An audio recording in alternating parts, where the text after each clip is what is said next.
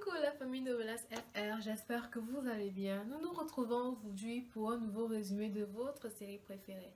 Alors si vous êtes nouveau sur la chaîne, je vous invite à vous abonner, à liker la vidéo et activer la cloche de notification pour ne rien manquer. Sur ce, bonne dégustation. Pendant la fusillade entre Juan Marcos accompagné de Angela et les agresseurs, l'homme complimente la garde du corps et veut qu'il reparle de la déclaration d'amour qu'elle a faite. La jeune femme lui dit que ce n'est pas le moment. Malgré ça, Juan en profite pour l'embrasser. Quelques instants après, voilà la police qui arrive sur les lieux. De l'autre côté, Sammy continue de discuter avec Willy, qui est sous le choc d'apprendre que Navarro est une femme capable de coucher avec le père et le fils. La femme lui demande si lui ne l'a jamais fait. La réponse est évidente, Willy est frivole.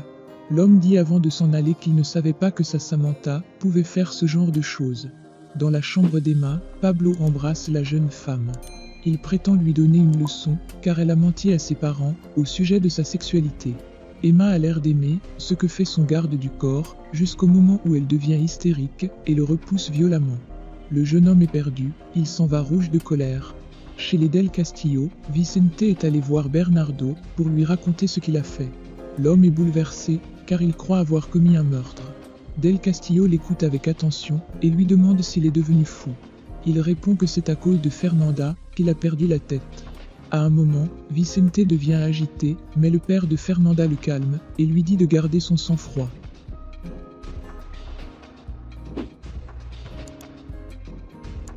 Après avoir éliminé Isabelle, Fernanda est toute excitée d'avoir réussi à éliminer un ennemi de plus.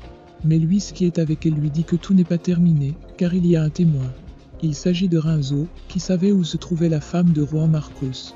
Le père de Pablo s'est rendu sur le lieu de travail de son fils, car il veut des explications au sujet de son fils qui est soi-disant gay. Quand le garde du corps arrive, il trouve son père qui est furieux.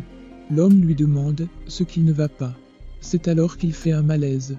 Quand Emma arrive, Pablo lui dit que si son père décède, ce sera de sa faute. Quelque temps plus tard, Bernardo a téléphoné et on lui a annoncé que Juan Marcos est sain et sauf, car il était accompagné de la garde du corps de Junzi. De plus, il dit à Vicente qu'un des hommes qu'il a engagé est blessé, mais vivant. Donc s'ils parlent, ils risquent tous la prison. C'est à cet instant que Samantha vient discuter avec Bernardo.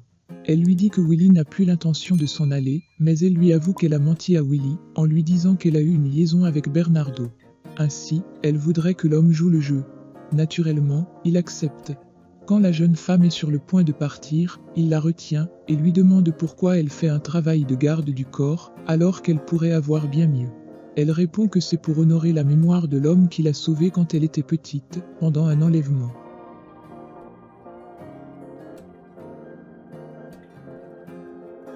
Après être sortie du commissariat, Angela dit à son patron qu'elle ne peut plus continuer à travailler pour lui, car elle lui a avoué ses sentiments. L'homme n'est pas d'accord, il veut qu'elle reste. C'est alors que des enquêteurs viennent leur dire qu'on a retrouvé Isabelle morte. Quand ils vont sur les lieux, effectivement c'est Isabelle. Juan Marcos est dévasté, car malgré tout, c'était la mère de sa fille. Angela le console comme elle peut. Chez les Del Castillo, Willy fait un cauchemar. Dans celui-ci, son père est allé retrouver Samantha dans sa chambre et a commencé à lui faire l'amour. Curieusement, la jeune femme était réceptive.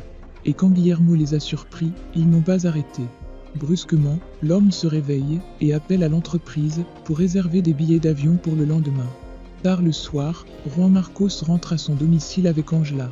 Il est totalement abattu. Il parle avec la garde du corps et lui dit qu'il ne sait pas quoi faire. En effet, Isabelle n'était pas la personne la plus honnête. Et malgré le fait qu'elle l'ait trompé, il s'agissait de la mère de Junzi. Voilà la petite qui arrive et voit son père qui est triste. Il lui demande ce qui ne va pas. L'homme lui avoue alors que sa maman est morte.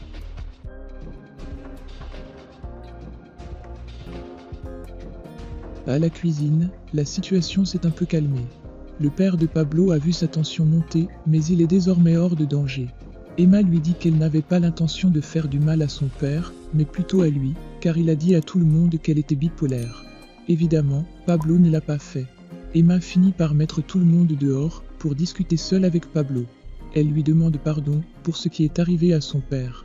L'homme est vraiment décontenancé, il ne comprend pas ce qu'elle veut vraiment.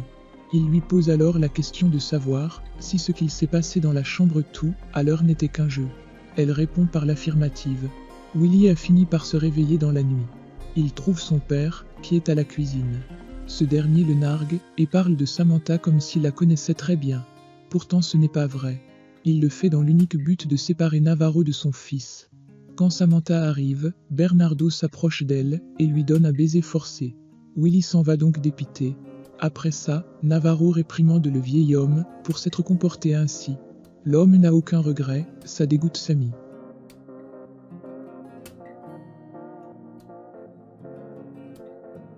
Fernanda est allée rendre visite à Renzo, qui était l'amant d'Isabelle.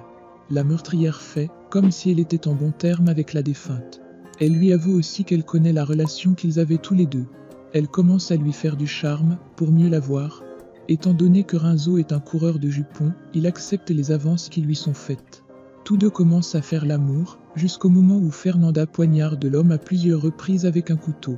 Et là c'en était fini de Renzo. Toujours dans la même nuit, Fernanda arrive dans le bureau de son père, toute trempée. L'homme la trouve bizarre. Elle lui reproche le fait qu'il a aimé la pire ennemie de sa fille, plus qu'elle. Il ne cherche pas à le nier et lui raconte qu'il est tombé amoureuse d'Isabelle au moment où Juan Marcos a couché avec Fernanda. Après lui avoir dit toute la vérité, le vieil homme lui demande de ne pas faire de mal à Isabelle. Malheureusement, elle n'est plus de ce monde. En effet, Fernanda vient de l'assassiner. Del Castillo est fou de rage, mais sa fille n'en a que faire. Le lendemain matin, Isabelle est mise en terre. Après le départ des gens, Juan Marcos dit à Angela que la police le suspecte d'être le meurtrier. La garde du corps lui demande pourquoi les enquêteurs pensent ainsi. Il lui répond que ces derniers croient qu'il a commis le crime pour rester avec sa maîtresse, qui s'avère être Angela.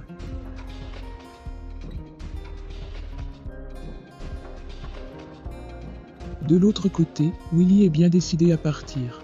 Il a déjà apprêté ses valises. Bernardo est en colère contre lui, car il voulait faire de son fils un chef d'entreprise. Willy lui répond que ce n'est pas ce qu'il veut. Le vieux lui dit alors que s'il s'en va, qu'il considère qu'il n'a plus de père. Le jeune homme ne se laisse pas intimider. Après ça, Samantha arrive, toute triste. En effet, elle veut qu'il reste auprès d'elle. Mais l'homme a déjà pris sa décision. Navarro est au bord des larmes quand Will s'en va.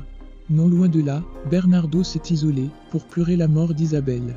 Il se sent coupable de n'avoir pas pu la protéger, elle qui a toujours souffert de vivre avec un homme qui ne l'aimait pas, comme elle l'aimait. Le vieil homme pleure en silence. Dans la journée, Fernanda discute avec Vicente au sujet de son père qui aimait Isabelle plus qu'elle. Quand l'homme s'absent quelques minutes, elle découvre sur son portable des messages qui parlent de crime. Elle lui demande donc de quoi il s'agit. L'homme finit par lui avouer qu'il a essayé d'assassiner Juan Marcos Arroyo.